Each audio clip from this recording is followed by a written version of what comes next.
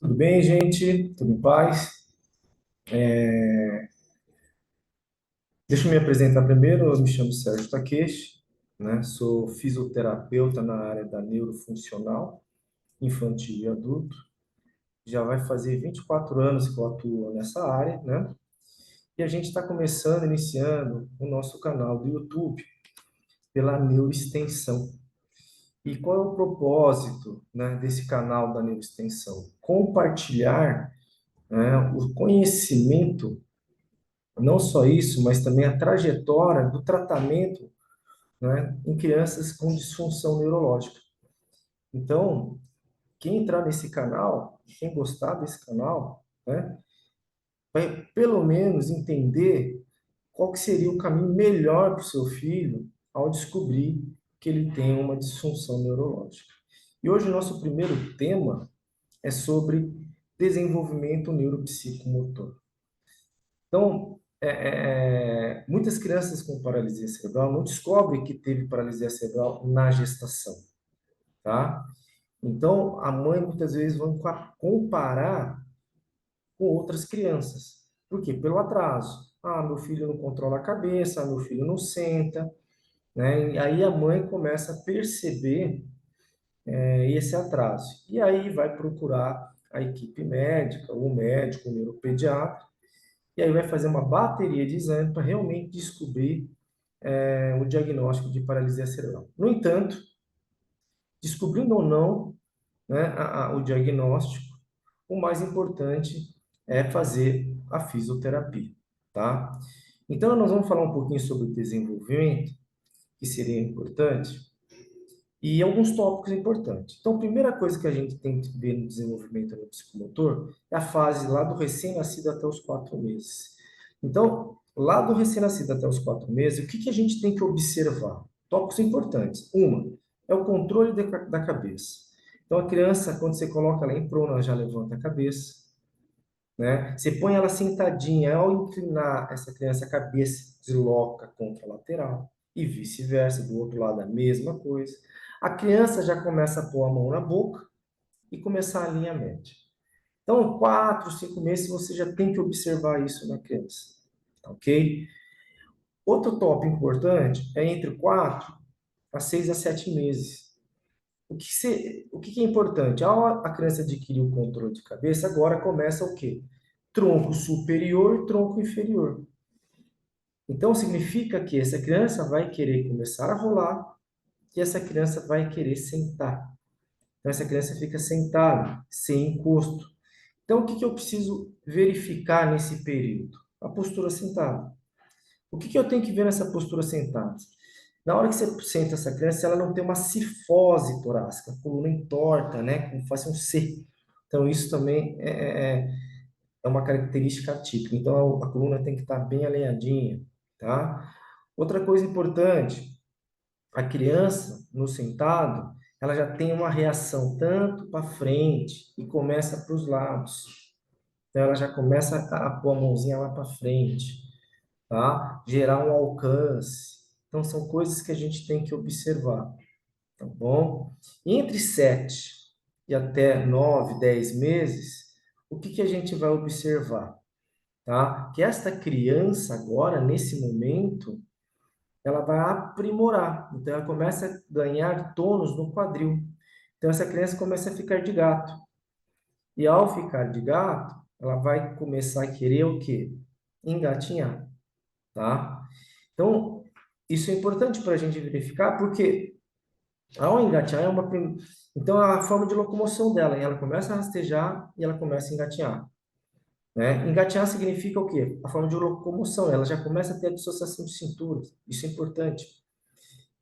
E ganhando cabeça, tronco e quadril, essa criança agora começa a querer ficar de pé. E é entre 9, 10 meses a 12 meses, um ano. Ao completar, né, o ano, onde a criança começa a querer andar. Ah, mas ela vai ter que andar com um ano? Não. Tem criança que vai andar com 10, tem criança que vai andar com um ano e um mês, um ano e 2 meses, né? Quando mais tempo ela demora para andar, significa que o tônus dela ainda não está preparado. Existe um reflexo chamado cutâneo plantar. É um reflexo primitivo. Esse reflexo tem que desaparecer nesse período aí, entre um ano e mês. Ao desaparecer, significa que ela teve maturação completa das vias piramidais, ou seja, das vias motoras. Então, é onde a criança começa a querer dar seus primeiros passos, tá? Então, é importante a gente verificar alguns tópicos. Por quê? Porque ao a gente enxergar desta forma, a gente vai vendo as dificuldades e os atrasos que essa criança apresenta, tá? Então, o que que a gente precisa entender dentro do desenvolvimento? Que eu preciso de tônus, tônus vai me dar postura, né? Postura. Dentro da postura, eu tenho transições, então eu saio de uma postura para outra. Então, o rolar é um exemplo. Ela está deitadinha de barriga para cima e agora ela fica de barriguinha para baixo. Então, é o rolar. Então, ela sai de uma transição, faz uma transição postural. Isso é importante. Tem criança de sentado, fica deitado e senta. Isso também tem um papel importante, é uma transição. Então, a criança tem postura, ela tem transição e depois ela tem a locomoção. A primeira locomoção dela é o rastejar. Após começar a aprimorar o rastejar, ela começa a engatinhar, né? Ela cria o gato, depois engatinha. Ao engatinhar, ela começa a ficar de pé, tá? E ao ficar de pé, ela começa o quê? A andar, né? E aí, depois de aprimorar o andar, essa criança começa a correr. Então, isso é importante, porque aqui a gente vê esses tópicos e aí a gente começa a observar. E aí a gente começa a ver se tem ou não o atraso do desenvolvimento motor. Bom, quando a criança tem esse atraso, o que que eu preciso verificar? Primeiro, fator cognitivo. Então, se a criança consegue acompanhar o objeto no olhar, fixar, vontade de pegar o objeto, o brinquedo, isso é importante. Você colocar um barulho, ela escutar esse barulho e começar a querer procurar esse barulho, isso também é importante, tá? Isso a gente começa a observar um fator cognitivo, ou seja, os estímulos sensoriais tal, da visão e audição faz com que a criança escute, interprete e tenta verificar o que está acontecendo. Isso é importante para um fator cognitivo, tá? Isso é... E aí a gente começa a observar. Isso pode gerar um atraso ou não. Outra coisa que é importante é o tônus. Muitas crianças têm hipertonia fisiológica e ao decorrer ela vai definindo o seu tônus. Então, durante esse desenvolvimento ela fica durinha. Isso é normal, tá? Isso é muito normal. E ao decorrer, alguns reflexos vão desaparecendo e essa criança vai ter mais facilidade de realizar esse movimento, tá?